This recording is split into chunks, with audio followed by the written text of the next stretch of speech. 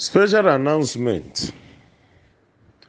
Biko, ọ bụrụ na diọkpala gị anụboro nwaanyị na ọ na-akwado ịnụ nwaanyị, ma ọ na obere nwanne gị na nwoke anụboro nwaanyị na ọ na-akwado ịnụ nwaanyị, biko o gosi gị nwaanyị ọ chọrọ ịnụ, unu buru ụzọ na-eje kụwa aka etu omenala Igbo si ede, ya dịrị unu ọsịsọ ime ego. Unu agwafa na unu ga-echighata in 3 weeks time. Within 2 weeks fọrọ afọ, unu akpọrọ ya bụ nwa kpọjee n'ọfịs ndị NDLEA ka a kwarantain ọya for 14 days. Na ife ụmụ agbọghọbịa kịta na-ese n'aka na-akpọ akpọ na-ata ata dị na-atụ uke yonwe rimenda.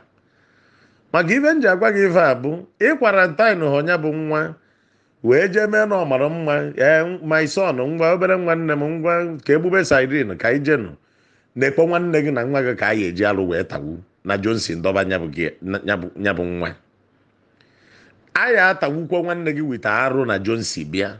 Ụmụ agbọghọbịa kịta ife ụmụazị a na-aṅụ kokin na ife a na-ese na anwụrụ na fiọfiọ tuke onwe ha rimenda ha na-ata eka krakas, ha na-aṅụkwu eka akamụ bifi n'ụkwa nke ikpeazụ a maọbụ iduje nwanne gị maọbụ diọkpala gị si kwarantin kwa dị gị very well maka ije maka ụdọganga. Asịwụna na okwu mere eze agwara gị ekenekwa nga.